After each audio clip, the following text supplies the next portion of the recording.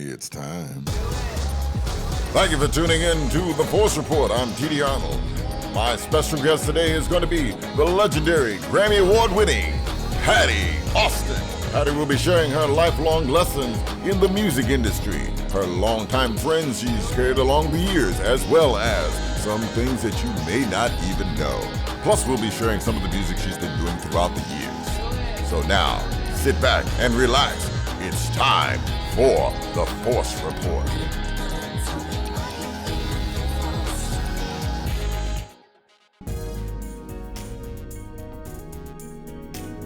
Thank you for tuning in to The Force Report. I'm T.D. Arnold, and my special guest today on The Force Report is the legendary Grammy Award winning Patti Austin.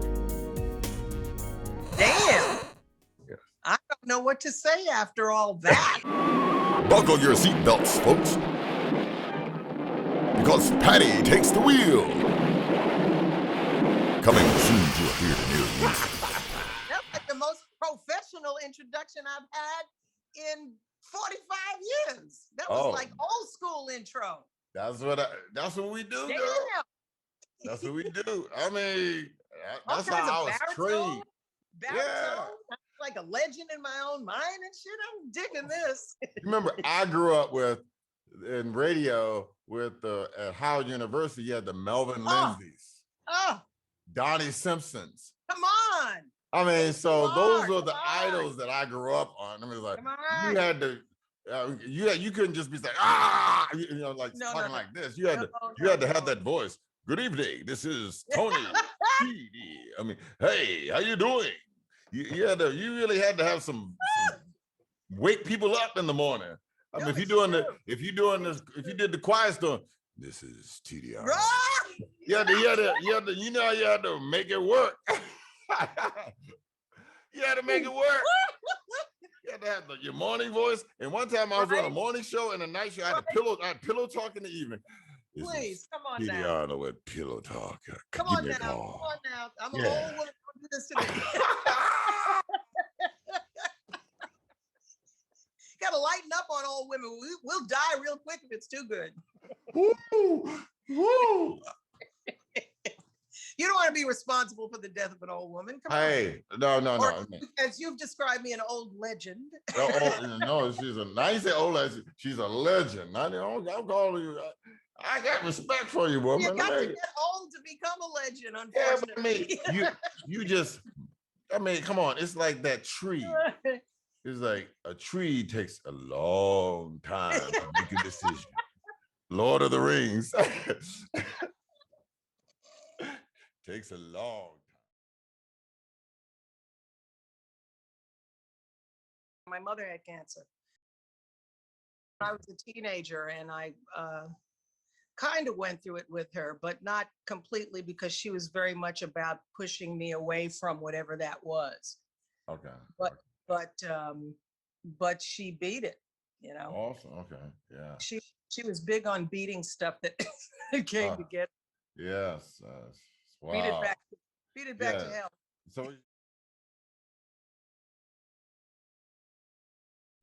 So she had it at one point, and she beat cancer too as well. Yeah. Okay. And she had a very experimental treatment. Actually, she was one of a very few number of women. She had cancer of the cervix that received what they called a radium insert. And it's funny, when the whole COVID thing kicked in, I related to people talking about not being able to touch their family members, that they had to talk to them through glass. Because while my mother had this radium insert, we were not allowed to see her. And it was inside her for, I guess, a week. So we would, my dad and I would stand outside the window and, and you can't scream at her too loud. We're in a hospital. Right. So we would like send kisses and do hand signals and write notes. But yeah, it's a tough thing. And I think a lot of what happens with cancer with people Most of the people I know that have survived it just have incredible attitudes and get into a whole other kind of, in addition to, did you go through chemo at all? No, I had I had prostate, so I had the seed implants, and Right. and that did it. I mean, and I matter of fact, it's been almost 10 plus years. See, I was on my way to Rwanda, and and and I was in my early 40s. I was young, and so my grandfather, he didn't beat it.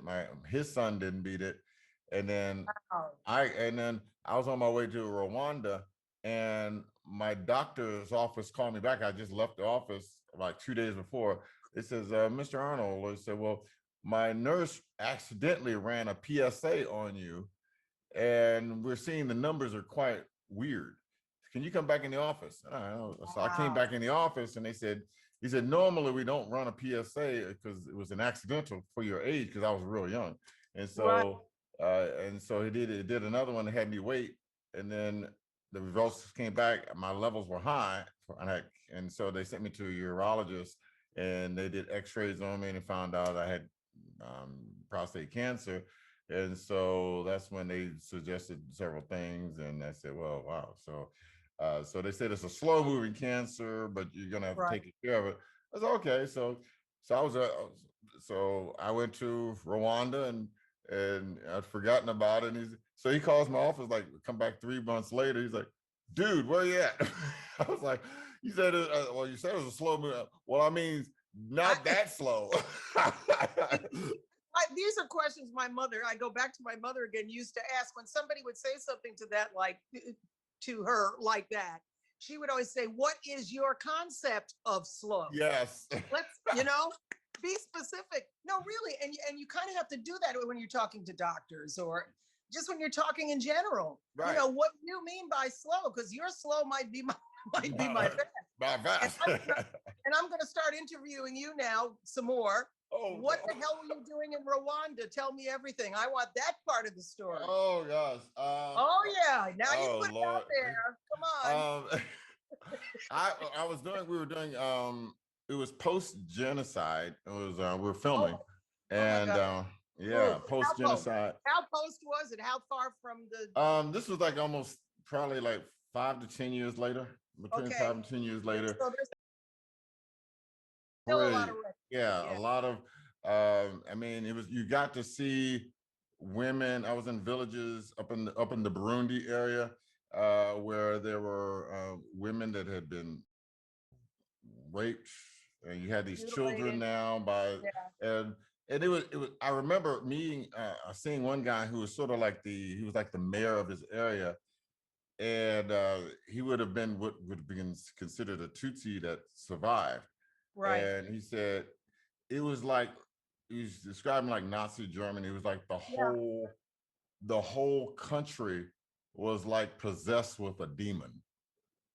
He said, because people woke up after the 3.5 months, and there was one guy, he said, he was in full of blood and with a machete, and he didn't realize how he got there. It was like they were just obsessed. It was like the mob mentality. And so, when we talk about the insurrection, which I call it insurrection, I don't know what anybody else calls it, but what, that thing on the 6th? Yeah, that thing on the 6th, in my hometown of DC. And I was like, I simplify it. It's driving me crazy. Yeah. We find all of these gentle titles for Nazis. These people are Nazis. Yes. Anybody that wants to do what they want to do, hello out there. If you want to do what they want to do, Nazi, you're a freaking Nazi. Yes. They're not. And what you're describing to me in Rwanda, I saw when I was a little girl in Europe. I was 10 years old and I went to Europe to do a show. And my dad and I would walk every day to rehearsals. We were in Utrecht. And this is like how many years I'm talking about, 50, 1960. Okay. And there's still wreckage like you cannot believe. On our way to the rehearsal hall, there was one side of the street was completely pristine, and the other side of the street was dust. Yeah. And Wow. and these little old women would come out every morning and sweep their stoops, the ones that still had a stoop. Right. And the other side, there was nothing. Yeah. And everybody coming towards me had a nose missing, a leg missing, an eye missing, something missing. Yeah. And I said to my dad, what is why is it like this? Right. And he said, it's from a war. I said, what's a war? You got to think of the timing, like, early 60s, little kids. You were young. Yeah, you were young. Nowhere near as sophisticated, Yeah. Kids now know what that is. But I said, what's a war? He said, that's a really stupid thing that men do. Yes, it is. And that's And here we are again. Anthony. I don't know. Here we are again. How do you make it stop? How do you make it stop? It's like putting the genie back in the, put him back. It's like we got this mad genie that somebody rubbed the magic lantern, and we got this guy that was here for 4 years. Well, but he had a lot of training, I don't know if anybody saw the magnificent Dave Chappelle routine that he did when he was on SNL. Yes. And a lot of people got very upset about it. But, and I know Dave, and I've been meaning to communicate with him to tell him how much that monologue was one of the most brilliant monologues I've That was heard. awesome. Yeah. And I've heard a lot of really brilliant monologues from the baddest of from Lenny Bruce to Mom Mabley to Pigmeat Markham to Slappy White to Red Fox to I'm talking Richard Pryor, knew all of them, heard them all. This is like the top 10 for me. And I've used it as my litmus test for my white friends, because my white friends that got upset from it, I just know, okay, you go over here now, because I thought you were over here, but alas, you are not. So you go over here. And there were some Black folks that got upset because he used the N-word. Right. But in essence, what he was saying is, you got to walk in everybody's moccasins a little, because of what I do, and I'm when I'm able to make a living, which hasn't been for a year now. I go on the road. I travel all around the world. I meet people from all over the world. Right. And I see, if I go to a place more than once, then I'm checking out their history. I want to know how everything got to be the way it is. And because of what we're going through now, I'm just on a deep research of how we got the way we are. And it's really, it's not very different from how Germany got the way it got. And it's not very different from the way that Rwanda got the way it got. Right. And it's based on the same principles of divide and conquer that have been used all throughout history. Right. All throughout history. Yeah. And the thing that terrifies me about it and makes me think that Keanu Reeves actually is ruling the world in the Matrix is because we keep doing all of this over and over and over and over and over and over again. Right. For the same reasons. And it's the only thing that changes is fashion, which is why the queens have saved us every 20 years. Yes. We're doing the same nonsense, but at least we're wearing some fabulous drag. That's right. That's right. And have some beautiful architecture and marvelous aesthetics to get us through. But we keep doing this same nonsense. Wow. And today is a scary day. Wow. Because we've had to bow to this fascism that permeates the air, not just in the United States, folks, all over the world. Wow. All over the world. Wow. This is happening all over the world. And I roll back to saying that Trump got a lot of really, really brilliant direction and instruction.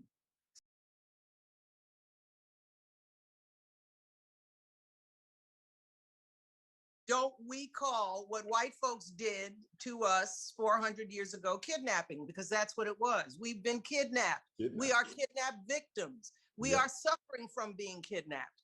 And as my beautiful manager said one day, nothing's going to change until white folks admit what they have stolen. Yes. Words are important.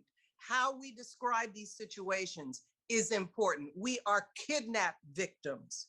We are dealing with people who, if they don't like shit, they blow it up and make it like they like it.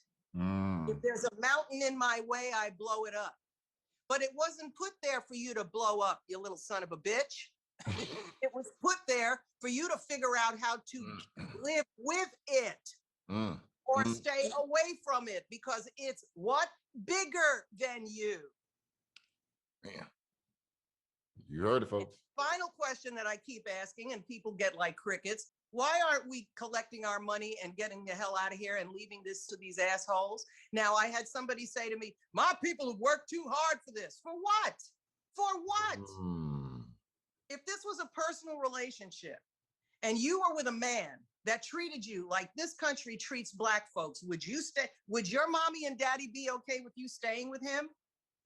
He's beating your ass every night, treats you like shit, gives you some flowers the next day and says he won't do that anymore, and then he does it again. Would you want your child to be with that person, living with that person? That's what Black folks are doing with white folks. We're living with some very savage people. Wow. And we're not even thinking about leaving this place. That shows you what a good job they did on our freaking heads. And I got news for you, if we decided to collect our asses and get on a boat and get the fuck out of here, they try to burn the goddamn boat down because they don't want to see you do that either. They don't want you to leave. They want you to stay here so they can torture you to death. Wow. Why are we staying here and asking ridiculous questions like, I love you, you never love me back? I don't stay with a motherfucker that don't love me like I love them. Right. I just don't. Why are we doing this as a people? I'm just asking.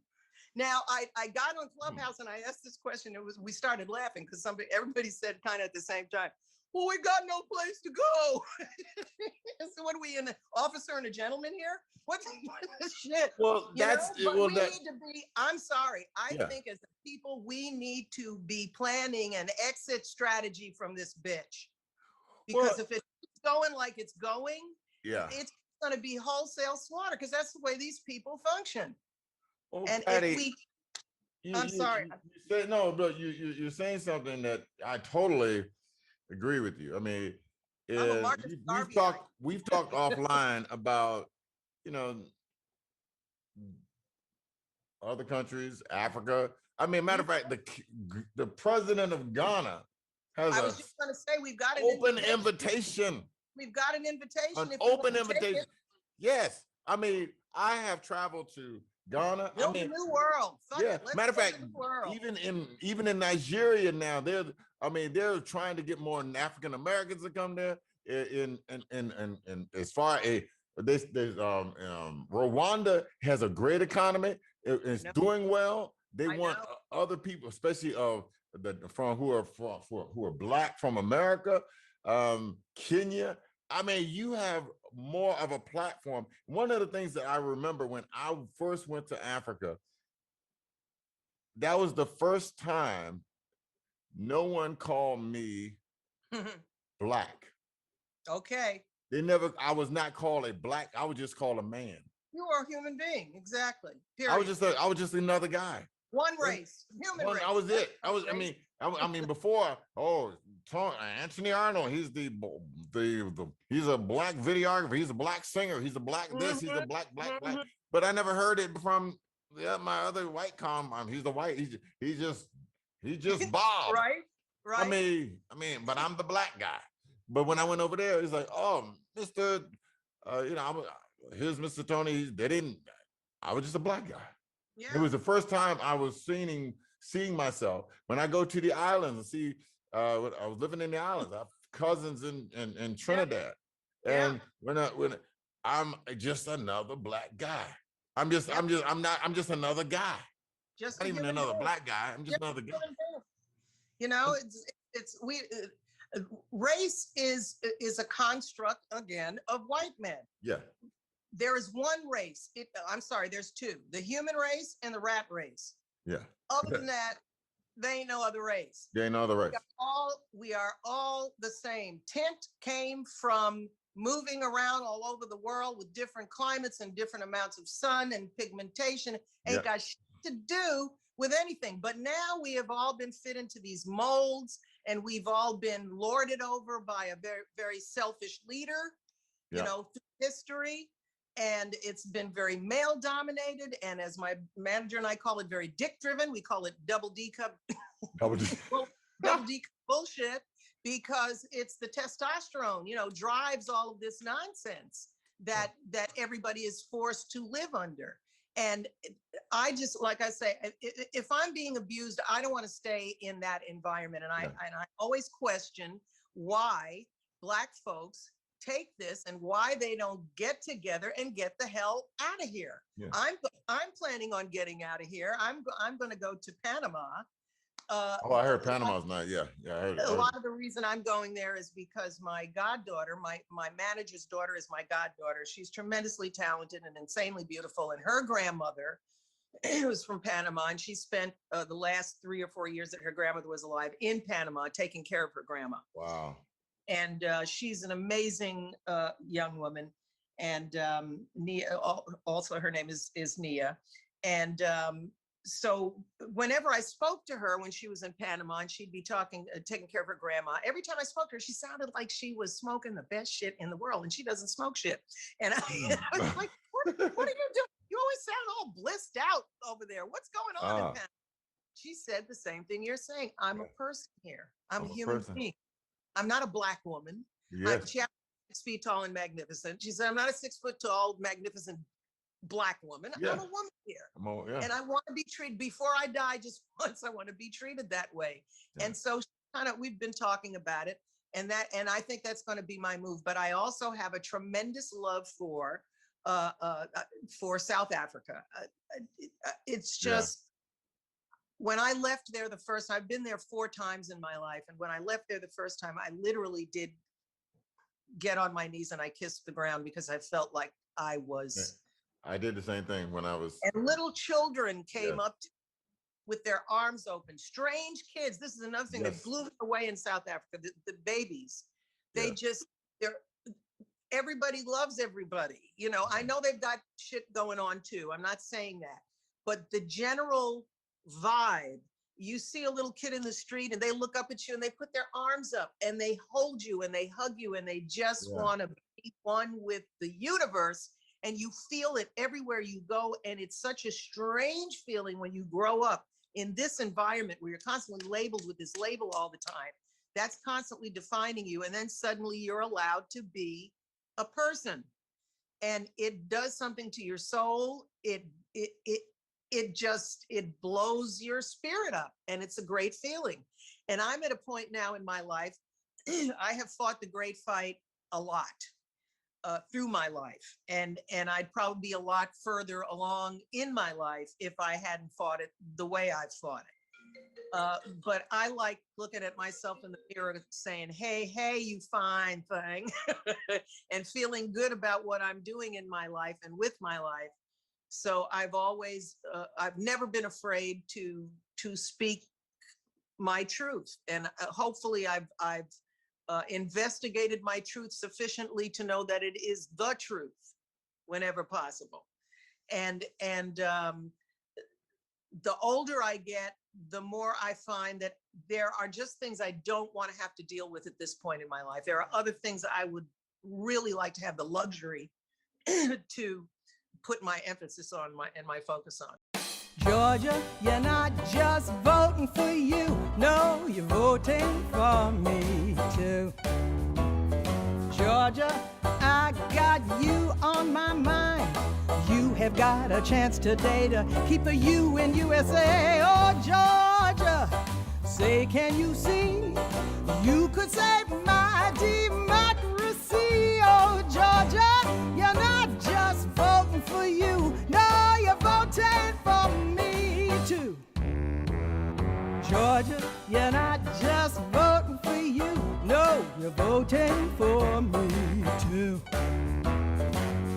I know you gotta be tired of washing hands and wearing masks, but you could save the planet's ass. Oh, Georgia, we're all waiting to see if you've let the Confederacy. Well, welcome to the 21st century. No, you're voting for me too. You could sit around and mope and say, oh, what's the difference? Or you could just get out and vote. Just 2 senators in blue.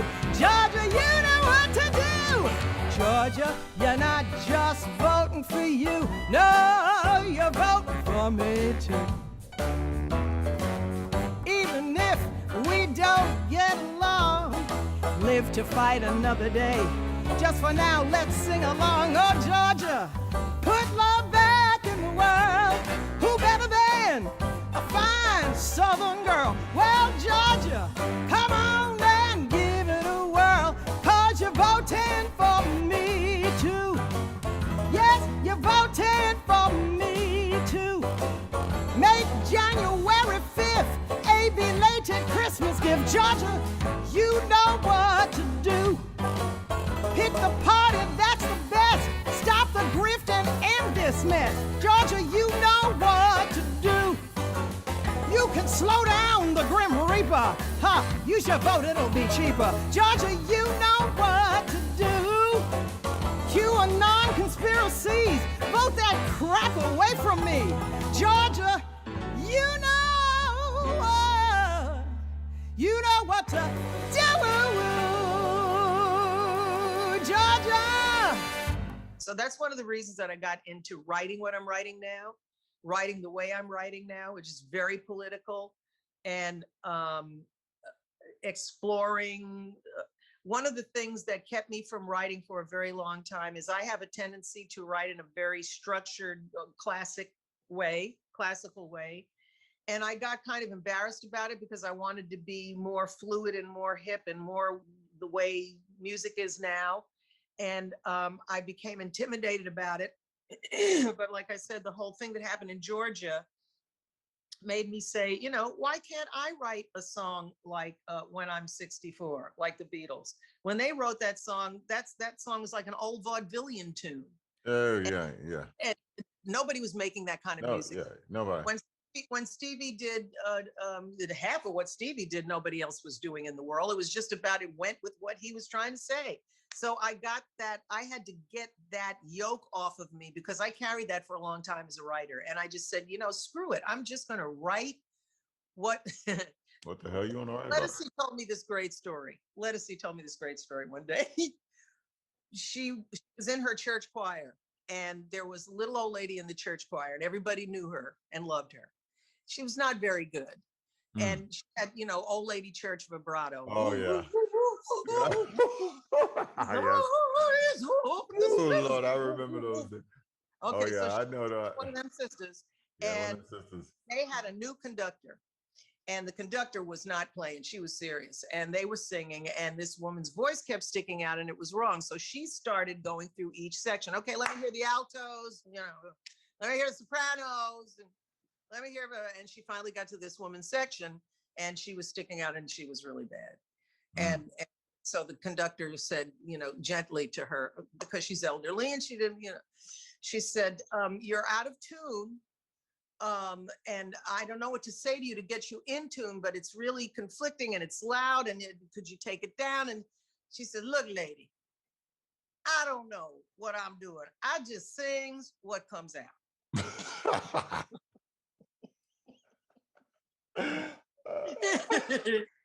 And so I sings what comes out. That's where I'm at this point. You just sings, yeah. You come, yeah, and that's what you got to do. I mean, and so I started writing like that, you know, with that mentality. You got to write like that. You got to. That's how I'm writing now, and it's freed me up. And I'm writing in all different kinds. And another thing that kind of freed me up a little bit was when I went to see Hamilton. I loved the fact that each song represented whatever the song was about. If it had a lyric that had kind of a Latin groove to it, he would go Latin with it. If it was pop, he'd go pop.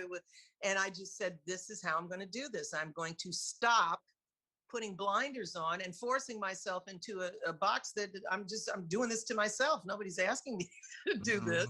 Right. And as soon as I did that, I started writing all over the place, all different kinds of.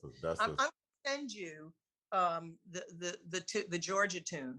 And I'm going to send the other tune that I did that we couldn't get a video for, because it's made me change my whole thinking about this project, because I'm really trying to put it together like a theater piece, ultimately, that we will do both ways. We'll do it as a video, and we'll do it as a live piece if we're able to ever get back to that level. But it's really, and I think it's a combination, because I've written some spoken word stuff, and just also just talking about what I've gone through during this time and what I've learned from it, and what I keep waiting to get what I call COVID crazy from being in quarantine for so long, and it's just not happening. But I know that a lot of it has to do with my personality, because I really, really love my solitude. I really do. You and me both. I love it. And it's not. I can live in this world now. It's not that I dislike people. I love people. Probably love them too much. And when I'm with people, I'm with people. Right. But when I'm done, I must be alone, and I must regroup, and I must recharge, and I can't do that around people. I do a concert for 30,000 people, and they're screaming and they love me and it's wonderful. I got to be able to get at peace with myself when I'm away from that, because that doesn't happen all the time, nor should it, nor can it. So I have to create balance from that, because that's not reality. Right. The only way that I can obtain that balance is to get away from folks and chill and reacquaint myself with I must admit, my favorite person, me. Oh, look, like you're born one day before. I was going to say, is that your birthday's on the 10th. I'm on the 11th. We're both Leos. Oh, and you're on Madonna. Madonna's birthday. She's on the 11th now. And one thing that I learned about with Leos that were born in our time frame, you were on that next segment. Yeah. It says that we don't mind being in front of a crowd, but we don't like being in a crowd all the time. Yeah, I mean, and I was like, I've never heard that before, but that's true. That's true. That's how I was like, you're a Leo, and you were born in this time. You like being in front, as long as they're out there. But once you step down from the stage and they start, oh God, get away from me! Oh no, too many people, And so we're like lions. What do lions do? They eat, they sleep. And they, they sleep under the. I remember when I was in Kenya, we saw lions. Oh, the lions over there by themselves. They be chilling. As long as I'm full, I don't have to be running. That's what, as long as you eat, I don't have to eat for a week. I'm chilling. I'm chilling. I mean, so Patty's like this. I'm just gonna be chilling. I'm eating and I'm chilling. And I'm chilling. That's it. And I love to cook too. So that's medicine. Hey. I've been in heaven over here just cooking stuff. As a matter of fact, I was like, I got to find a way to get my leftovers to somebody that needs some food, because I eat like a bird. You like me. You're a vegetarian like me. I mean, it's like not too many places where I can eat down. See, I'm in South Carolina in Anderson. Right. Oh no, that's rough. It's rough. I didn't go vegan. I went vegetarian. I mean, I'm vegetarian. I'm vegetarian. Yeah, me too, because I travel too much, and there's just places you cannot get anything that doesn't have parents or eyes. Yeah. So you can always get an egg somewhere. Yeah. And a lot of times if I'm traveling someplace where I know it's going to be, I started a long time ago, I started bringing my food with me. I have foods that I carry with me on the road that I know will sustain. I carry a cooler. So, I got like hard-boiled eggs and cheese and those kind. Dairy saves me, because it's very difficult to travel and be a vegan. It's it is hard. Not where I travel. I'm in Japan. Yeah.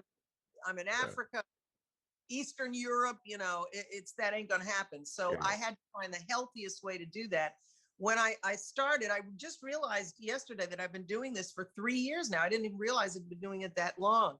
But when I really started it so that I could sustain myself better on the road. I found that when I eliminated those things from my diet, I slept better, I got to bed earlier, I woke up, felt lighter, felt better, and it just really worked for me with my traveling schedule. And also I was getting older, and I realized that there were certain foods that I wasn't digesting as well as I used to before. And so maybe maybe this is God's way of telling me not to eat that shit right now. So that's what I did. And it really, really, really, really, really helped me a lot. But I recommend it highly to anybody that's out there that's getting a little bit older and wants to lighten up on their diet. And it's just kind of a more colorful way to eat. You know, I look at my plate and I've got all these beautiful colors and vegetables and flavors, and I find it's more interesting than eating meat all the time. Yeah. Well, actually, I found I taste the food anymore. When I took out food, I mean the meat out of stews and all. Right. Taste. I mean, it's like I can literally taste what flavor vegetables really taste like. Exactly. Because something with meat takes away certain things in the whether it's chicken, beef, or whatever it is. Yep. And so I was like, yeah, I can taste this. This has a really good taste to it. A beautiful veggie going on. So yeah, I'm with you there.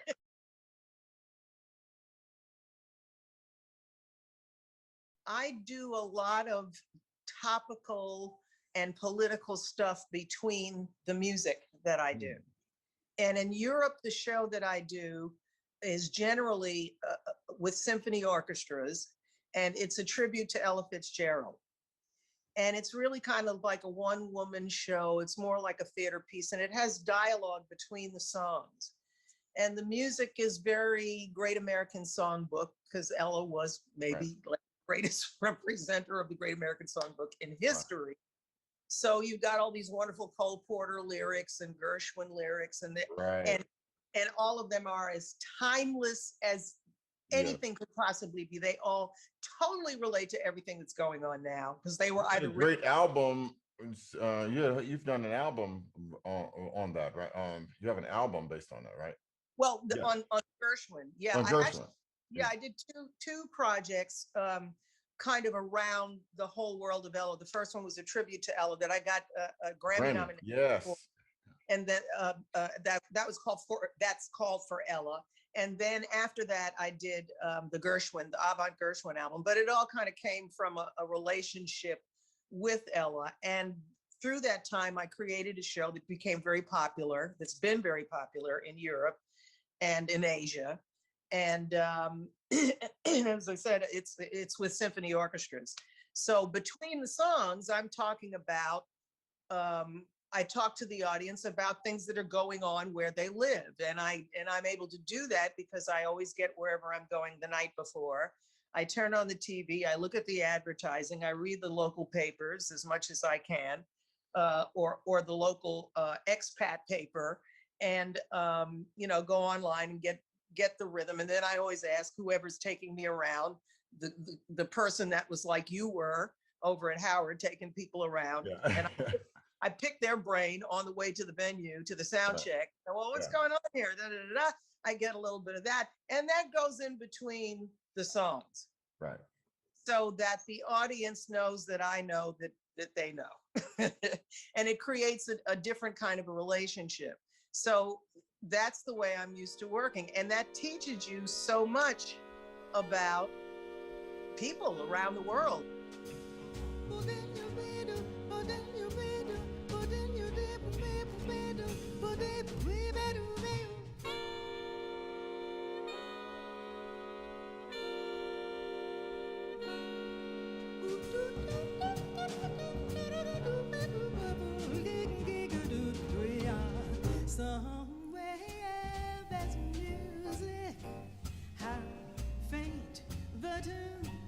Somewhere there's heaven. How high the moon, there is no moon up above when love is far away too, till it comes true that you love me like I'm loving you. Somewhere there is heaven, it's where you are. Somewhere there's music. How near, how far the darkest night would come to me soon. Until you will have still my heart and high the moon. Somewhere, yeah, yeah, there's music. It's where you are. Somewhere there's heaven. How near, how far, there is no moon up above when love is far away too. Until it comes true, I'll bet you dig me like I'm digging on you. Somewhere there is heaven. It's where you are. Somewhere there's music. How near, how far the darkest night would shine if you would come to me soon. Until you will have still my heart and how high the moon is the name of the song. How high the moon, though the words may be wrong, we're swinging it because you asked for it, so we're singing it just for you. How high the moon, does it touch the stars? How high the moon does it reach up to Mars? Those words may be wrong to the song. We're asking how high, high is the moon. Sweet ba-doo-dee, boodle-doo-doo-doo-dee-wee. Sweet ba-doo-dee, boodle-doo-doo-doo-dee-wee. Sweet ba-doo-doo-ba-ba-ba-dee, boodle-doo-doo-dee. Bo-bee-ba-doo-dee-bo-wee, do-ya-ba-ba-wee. Bo-ba-doo-doo-bee-ba-ba-dee, da-doo-la-doo-dee-dee-dee-dee. Bo-bee-ba-ba-ba-doo-dee-da-dee-ah. Bo-ba-doo-doo-doo-doo, ba-ba-doo-doo-doo-bow. Hip-a-doo-doo-doo-doo-doo-doo-doo-doo-doo-doo-doo.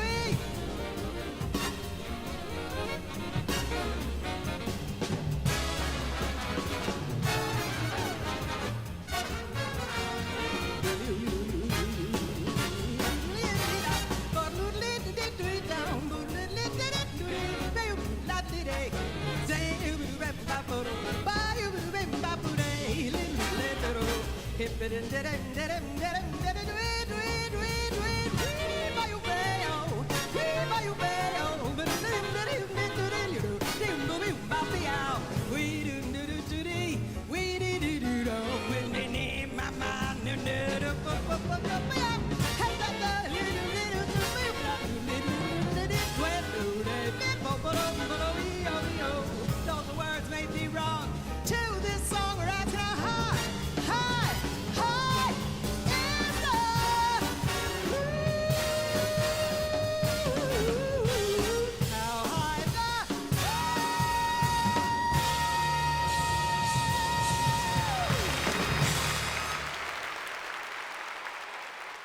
Share with us, the audience, what was that like? How did you connect with Ella? And what was your relationship like? God, you know, I don't have any short story. No, I mean, I'm laughing at myself. I don't have one freaking short story in my entire life. I've been doing this since I'm 4 years old professionally. right. And Dinah Washington discovered me at the Apollo Theater because I went with my parents backstage to meet her at the Apollo. Back in the days when they used to do 6 shows a day, we went between one of her shows. And my dad had worked with Ella when he was playing trombone. And he hadn't seen her for years, but they were dear friends. And he wasn't married when he worked for her. And so he wanted to introduce Dinah to his family. And so we went backstage. Very long story short, she dared me to go out and sing on stage. I did. When I finished singing on stage, I ran into the arms of a guy that was kneeling with his open arms, and he picked me up and spun me around and took me out to my parents, who were standing in the hall in complete shock because I had done this little performance. And he begged them to let me appear on his show the next week. And they asked me what I wanted to do, and I, of course, wanted to do that. And the guy was Sammy Davis Jr., and so I kind of went from Dinah to Sammy. And then Dinah overheard that conversation and said, "What are you doing with my goddaughter?" She was not my godmother a few minutes before, but she in the black neighborhood that we get these adopted grandmothers exactly. and everybody, godmothers and everything. I know. Yeah, so Sammy got kicked to the curb, but I did do his show the next week, but Dinah did make me her goddaughter.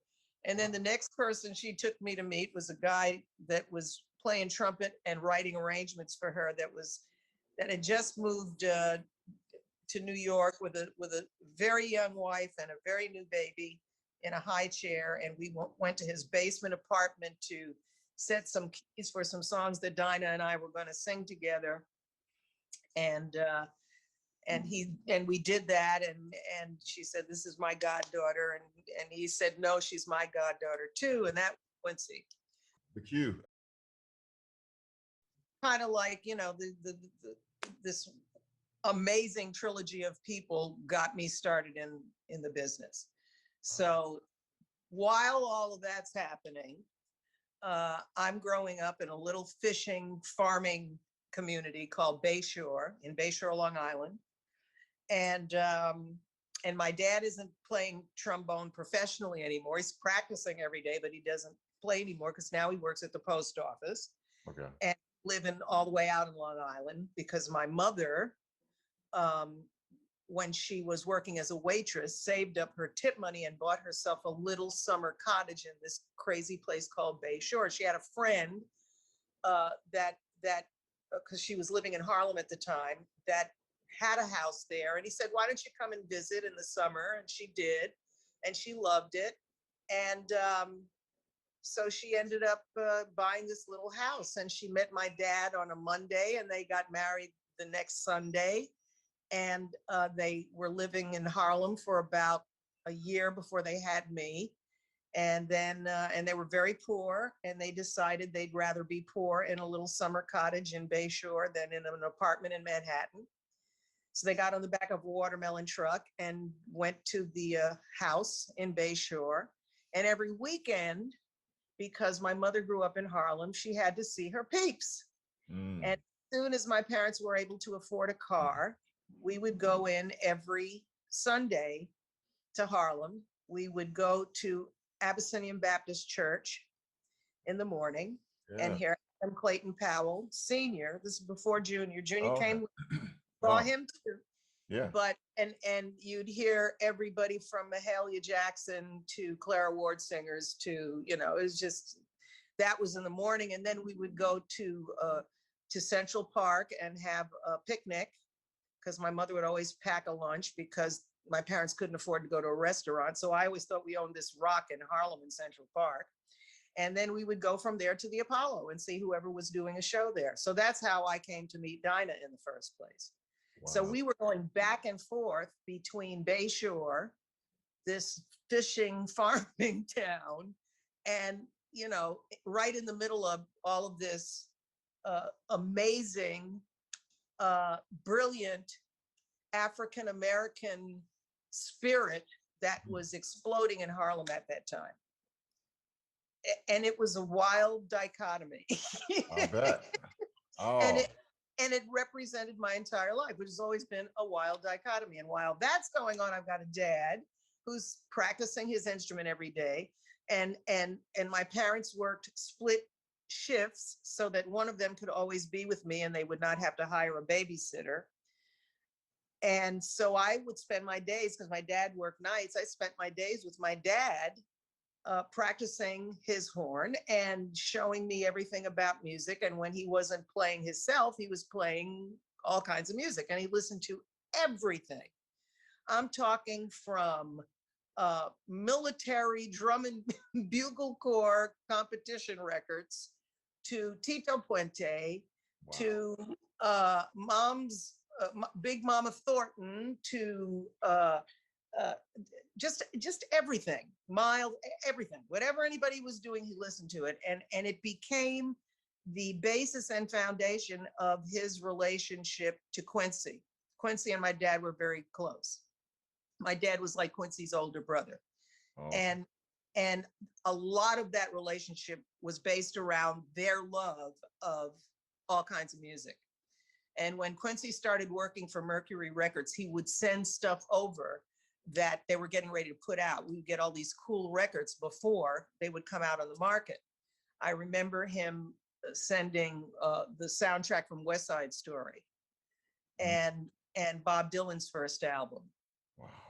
And hearing those things, you know, so this was the kind of music I was growing up on as a kid. And a lot of that music, my long-winded answer, was Ella. So Ella became, all of it became an influence, but Ella particularly for me when I was a kid, because there was just something about the sound of her voice that fascinated me.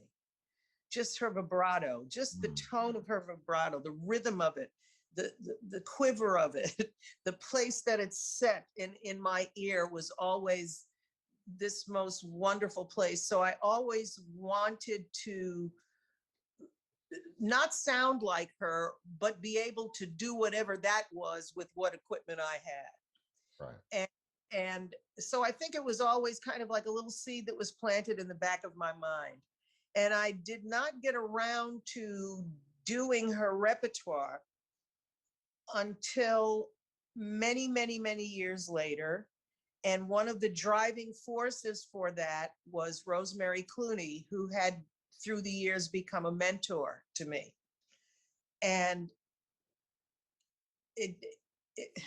we were standing in the hallway where all the dressing rooms are at at Avery Fisher Hall. Mm-hmm. And we were there for a celebration of Lena Horne's 80th birthday. And I was going on. I was the last thing on the show before they brought Lena out to congratulate her and for her to, of course, sing something that would rock the world for the for the next 80 years. She was ridiculous. But anyway, so I'm standing backstage with Rosemary because Rosemary had before everybody in the world was on this show, this tribute to Lena.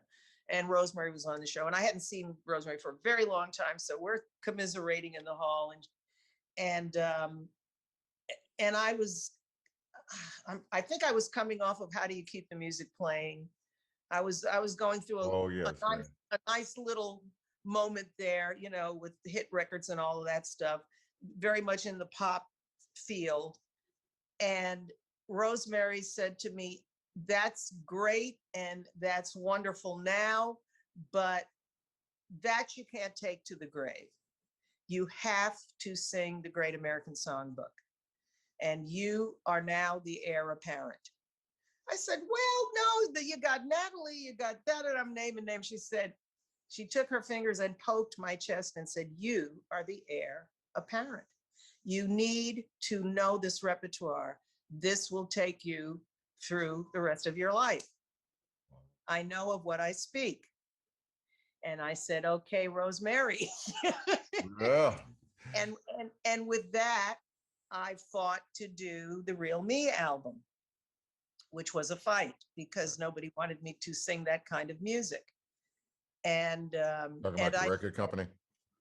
No, the record company was not feeling it. And I went in and demoed about 20 songs that were kind of in that genre. The idea was to take that music and do it my way.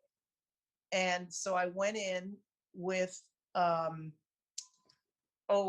this is terrible. I've just drawn a blank. It'll come back to me in a second. But I just did piano vocals, and I had a meeting with Lenny, and I played him the piano vocals, and I said, this is what I want to do on my next album. And he was sitting at his desk, and after he heard the first 2 or 3 songs, he literally physically slid under his desk. And I was kind of looking down when I went to talk to him. Because he stopped listening after the 3rd song, and I figured it was because he didn't like it. And I was looking down when I looked up to say, "Lenny, you know, this is what I want to do." He just kind of like waved his hand. He said, "Go make the record." Wow. Go make the freaking record. Okay, Yeah. I get it. Okay, I get it. I didn't know you did that stuff. I said, "That's the stuff I started out doing. The stuff I'm doing now has nothing to do with what I do." Right. Right. So, and that's really kind of what Rosemary was saying to me. This stuff, I know this has longevity because it's kept me alive this long, you know. And she was part of the genre, of the artists that catapulted that genre to a very, very, very high level, you know.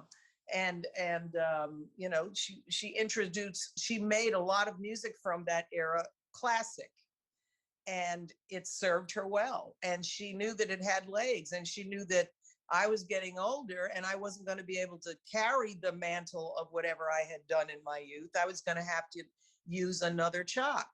And she knew I had it because I used to do a fundraiser with Rosemary every year. She used to do a fundraiser the night before the Academy Awards on the stage of the Oscars with the Oscar Orchestra. Right. And everybody in Hollywood performed on this show. And it was a fundraising for a hospital that she was aligned with. And every year she would ask everybody to do different tunes. And she would pick a tune for me every year. And it was always a tribute. The show, the theme of the show was Singers for Songwriters. And so they would honor 5 composers, 3 alive and 1 posthumous. And so the composers would be sitting in the front row, and you'd be singing anything from anything. And when Julie Stein, God rest his heart, was still with us, they honored him one year, and Rosemary had me sing, I think I sang Don't Rain on My Parade or something like that. And he was sitting there and he loved it. And he came back after the show. And I think I did every tribute for Julie Stein for the rest of his life, which was like maybe 4 or 5 more years. I kind of became his go-to girl because she always had these magnificent composers that were still alive sitting in the audience. A lot of them did not know who I was. They knew, you know, Bob Hope opened the show. Right. Ella was on the show every year. These were the people they knew more because it was like from their genre.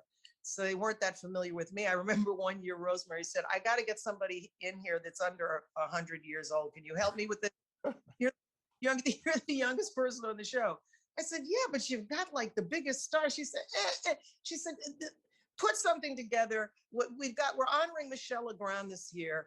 Just tell me who you think. Bring me your people.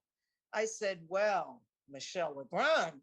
I mean, I just want to hear Michael McDonald sing The Windmills of Your Mind before I die. She said, great, go get him. So I got on the phone and called Michael, and he was like, yeah, okay, I'll do it. Hey. And of course, he killed it. Oh, wow. Killed it. Like a circle in a circle. Come on. Like a wheel within a wheel. I mean, it was ridiculous. And wow. Michelle died. He was just quelling, you know. The show is over, and Michelle comes backstage. Michael has no idea who he is, and Michelle goes over to him and says, "Oh, that was wonderful. Oh my God, the way you sing my song." And Michael didn't know who he was. He's like, "Yeah, okay, fine." And he couldn't understand through Michelle's accent. Wow. And about 10 minutes later, he came over to me. He said, "This really weird French guy just came over to me, and he was raving about something." I said, "That's Michelle Legrand. You were singing his song." He said, "Oh my God, where is he?" And he went running around looking for Michelle. But I mean, so that was how I kind of got into that whole world of doing that kind of music with those kinds of composers. And as I said, I got to meet Ella. We got a little standing joke because after the second year, every time we would do it, we would get introduced inevitably. You know, whoever was working backstage would come over and say, "Oh, Patti, have you ever met Ella?" "Oh, no, this is the first time." "No, I would love to meet Ella. Are you kidding?" And so we were introduced. On the next Force Report, Patti Austin talks about her friendship with Michael Jackson, Luther Vandross, and her godfather, Quincy Jones. All this and more on the next Force Report.